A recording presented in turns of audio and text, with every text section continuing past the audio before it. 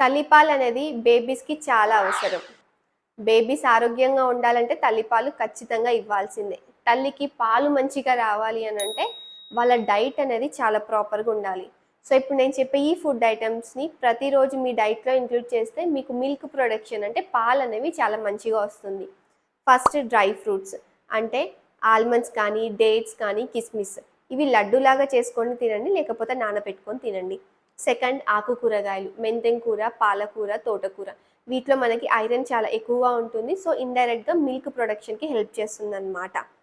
Third ginger అంటే అల్లం. ఇది మనం కూరగాయల్లో తీసుకుంటాము. లేకపోతే జింజర్ టీ లాగా కూడా తీసుకోవచ్చు. ఫోర్త్ కాల్షియం ఎక్కువున్న ఫుడ్.